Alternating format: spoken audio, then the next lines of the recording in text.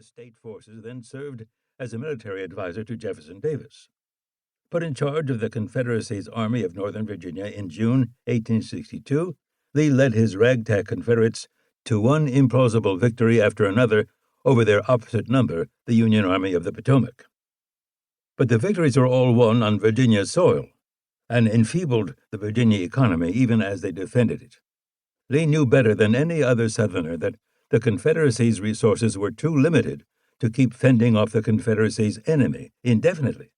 Only by carrying the war into the Union states, and only by leveraging the war weariness of the Union voting public into peace negotiations, could the Confederacy hope to win its independence. Still, this was by no means a far-fetched hope. In the fall of 1862, dissension over President Abraham Lincoln's Emancipation Proclamation had caused unhappy voters in New York and New Jersey to install Democratic governors there. A new round of anti-war Democratic candidates were due to run in the fall 1863 governors' elections in Ohio and Pennsylvania. If those states elected anti-war governors and also turned against the war, they could force Lincoln either to begin peace talks or to resign. Lee's army, some 85,000 strong, struck northward in the second week of June, crossing the Potomac River and sweeping in a long arc up the Cumberland Valley until his advance guard was perched on the Susquehanna River overlooking the Pennsylvania state capital of Harrisburg. Lee's real goal, however, was not Harrisburg. What he really hoped was to lure the Army of the Potomac northward after him, and as soon as the Yankees had strung themselves out on the roads beyond their ability to help each other, to turn and smash the straggling parts of the Union Army, piece by piece, as he had planned the year before in Maryland. But even if all Lee did was to let the clock run as his army ravaged central Pennsylvania, he could simply let the politics of disheartenment take their own course in the North thereafter. It nearly worked. The morale of the army was never more favorable for offensive or defensive operations, wrote one Virginian. Victory will inevitably attend our arms in any collision with the enemy. True to Lee's expectation, the 95,000 men of the Army of the Potomac, panting and uncertain, set off after him, and as soon as Lee was satisfied that they had frantically marched themselves into disarray, he ordered a concentration of his own army at the south-central Pennsylvania crossroads town and county seat of Gettysburg, only 7 miles from the Maryland-Pennsylvania state line. Lee believed his army would be ready to pounce on the first parts of the Army of the Potomac that obligingly wandered within his reach. But the lead elements of the Army of the Potomac, commanded by Major General John Fulton Reynolds, got to Gettysburg first.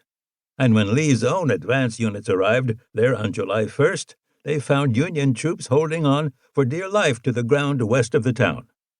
Luckily, there were not many of them, only 3 of the Army of the Potomac's 7 infantry corps, and by day's end on July 1st, Lee's army was able to clear them away from the west of the town and force them to abandon the town of Gettysburg in a hugely disorganized flight.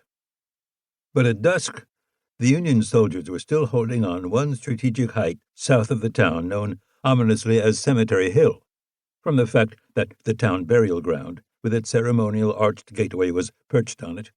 Lee assumed that he could wait for daylight to finish the job. However, by the morning of July 2nd, 3 more infantry corps of the Army of the Potomac had raced up from Maryland to Gettysburg, and Lee was forced to mount a bloody and ambitious assault on a series of Union positions, the Peach Orchard, the Wheatfield, Little Round Top, whose bland and harmless names belied the viciousness of the fighting that raged around them late into the evening. Lee's attack on July 2nd, organized by his principal lieutenant, James Longstreet, came within an ace of succeeding, so on the next day, Lee launched Longstreet again, in what Lee assumed would be the final blow for a Union army now clearly on the ropes. Lee sent 1 division of fresh rebel infantry, commanded by George E. Pickett, alongside parts of 2 other divisions from the earlier days' fights, straight at the vital nape of the Union Army's neck, just behind Cemetery Hill. The rebels indeed punched holes in the Union defenses in what would always be known afterward as Pickett's Charge, but they couldn't hold them.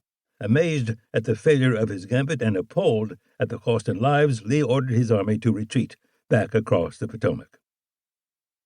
Just on those terms alone, Gettysburg was an unmistakable sign of Confederate disaster. A soldier in Joseph